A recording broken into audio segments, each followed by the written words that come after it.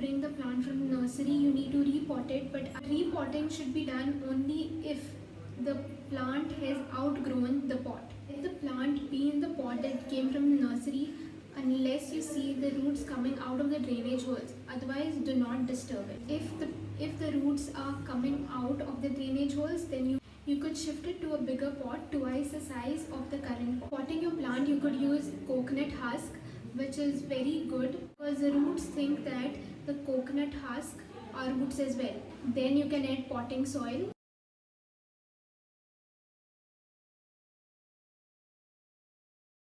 Plus mud.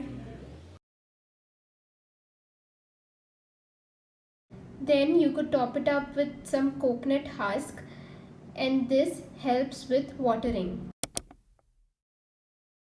Every type of plant has its own unique watering requirements. What works for one plant species may very well kill another plant of your indoor plant garden. The category of the plant can give you a good idea of how much water you need to give it. Example, as a general rule, these plants should be watered directly on the soil, near where the root balls would be located. Foliage type plants should be watered thoroughly between their growing season, that is spring to fall, and during winters very little. During winter, allow a period of time during which the top inch is allowed to dry a little before you water it again. This allows the plant its rest period. The soil for majority of flowering house plants should be kept moist but not wet all the times. Regardless of whether these plants are used to living in dry climates or not, you still have to water them.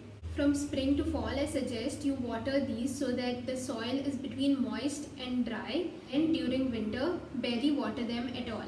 Succulents and cacti store water in their foliage for several months. Therefore, they need to be treated differently from other foliage and flowering plants.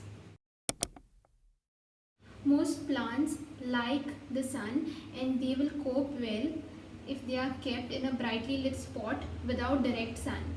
Some telltale signs to know whether your plant is receiving too much of light or too little are: flowers are not blooming, weak, slow and spindly growth, yellowing leaves which eventually fall, new leaves remain smaller than usual, flowers shrivel up and die quickly, leaves shriveling up and drying, leaves fade in color, and drooping leaves.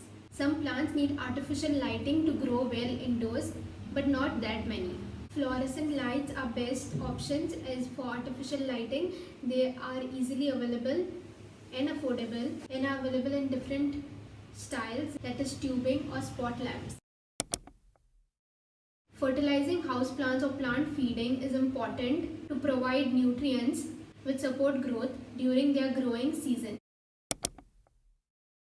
The most common way to clean the leaves is to use a damp cloth and wipe them gently with it. This method is used with foliage plants which have big leaves and no hair. Rubber plant, cast iron, peace lily, and many other plants can be cleaned with this method. Using a soft brush is a good way of cleaning leaves which are hairy.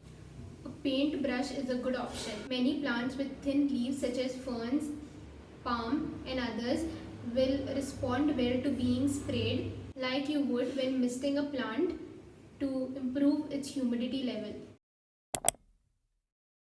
This is a tip from my grandmother who loves gardening. You need to treat your plants like kids and you need to talk to them.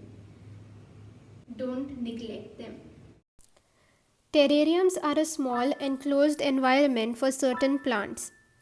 Think of it as a mini greenhouse. To make a terrarium of your own, you will require the following: a glass or plastic container, charcoal, rocks, a plant, soil, a spoon, and a paintbrush or a toothbrush. Start by filling the bottom of your container with rocks as your first layer in the terrarium. Your next layer is that of activated horticulture charcoal.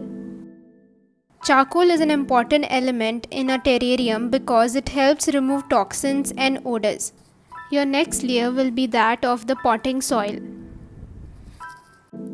The plants and the soil in the terrarium release water vapor, essentially recycling water. The vapor is then collected onto the walls of the vessel and trickles down to the soil. Terrariums are self-nourishing, which is why they require little maintenance if sealed. After layering with enough soil, you can fix the plant. You can use a spoon to even out the layer of soil and a paintbrush to clean the plant. Finally, finish off by decorating it with some pebbles, rocks, and whatever you desire. Be creative. Open terrariums benefit from being watered every 3 to 6 weeks. Check the soil to see if and how much water your plants need. Closed terrariums can be watered once a month, and this will vary depending on a variety of factors. Most terrariums need either direct or indirect light, but artificial light may also be used. Terrariums are known to help unwind and de-stress, so why not?